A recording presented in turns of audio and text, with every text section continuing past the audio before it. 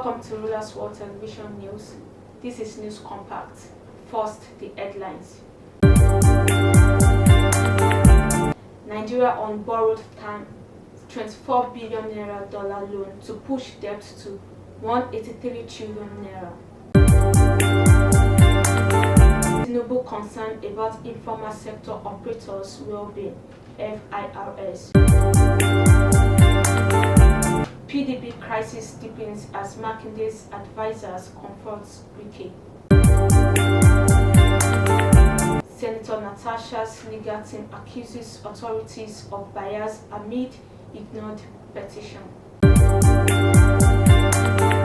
And on sports, Unity Cup Invitational tournaments, Super Eagles and Black Stars in explosive clash in London. And now the news in details.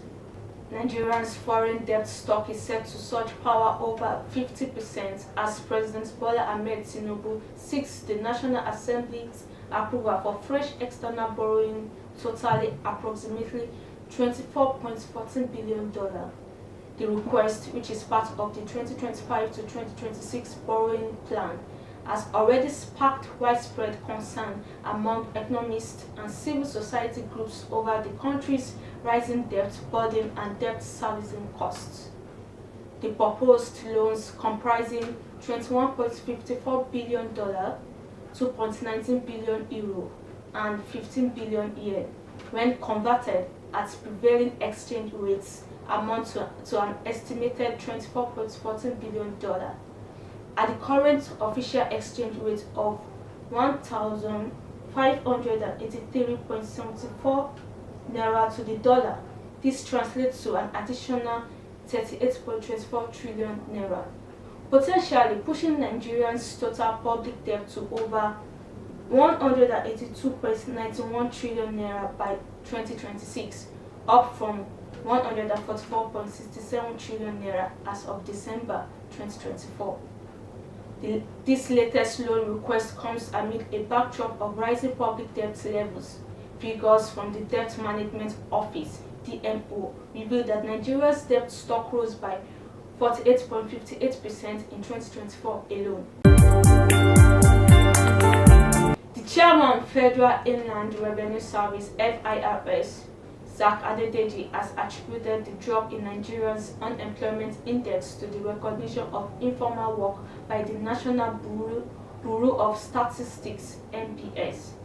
This was just as he revealed that the well-being of operators of the informal sector concerns President Bola Tinubu, saying workers in the sector account for 92.6% of the employed population in the country as of the first quarter of 2023. Speaking on the theme, taxation of the informal sector, potentials and challenges, at the 157 board meeting of the Joint Tax Board (JTB) on Monday in Ibadan, the Oyo State capital, Adedeji said he would rather support the formalization of the informal sector with the use of data rather than taxing them. President Bola Tinubu has said the focus should be on taxing the fruits and not the seeds, so that we don't kill what people have invested in businesses, he said. The special advisor to Oyo State Governor Makinde on federal constituency matters, Mr. Dare Adeleke, has launched a scathing attack on the Minister of the Federal Capital Territory (FCT), Wike, accusing him of spearheading a plot to eliminate all opposition parties in Nigeria to establish a one-party system under the All Progressive Congress (APC). In a statement issued on Monday, Adeleke described Wike's continued criticisms of the People's Democratic Party (PDP) leadership as undemocratic and arrogant, alleging that the former Rivers State governor is working to secure President Bola Ahmed Tinubu's re-election in 2027 by weakening the opposition. I strongly condemned Governor Wike's undemocratic and arrogant remarks, Adeleke stated. As former governor of Rivers State and now minister of the FCT, he appears to have turned governance into a personal enterprise. I believe President Bola Tinubu should call him to order. Adeleke expressed concern over what it describes as Wike's dishonesty and the growing lack of trust among key stakeholders in the PDP, claiming that Wike's actions were sowing further divisions with the party. The legal representative of Senator Natasha have raised alarm over what they describe as a troubling pattern of selective justice, following the federal government's recent move to press criminal charges against the lawmaker.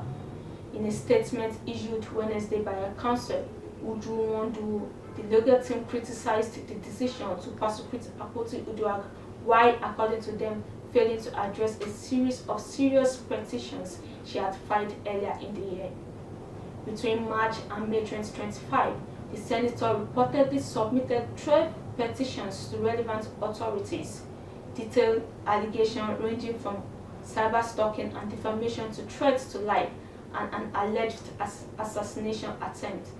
Despite the gravity of the complaints, the legal team said no action has been taken by the Nigerian Police Force or other security agencies.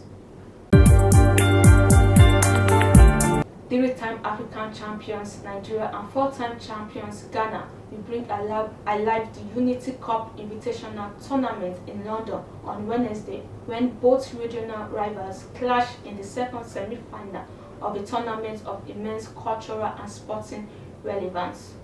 Both teams bring a number of critical elements into the encounter taking place at Brentford's GTEC Community Stadium, including a 74-year rivalry in which Ghana have spied more than Nigeria, but either team has felt like they lost a World War III whenever results did not go their way. However, the Super Eagles have equally had their day in the sun, such as the 3-0 thrashing of the Black Stars in Port Harcourt to end passage to the 2002 FIFA World Cup Finals and eliminating the cup holders from the 1984 African Cup of Nations. And now we have come to the end of News Compact. For more news updates, join us all on our social media platform, all at Rulers World TV.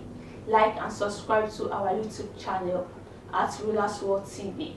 I am Kehinde. Thanks for watching.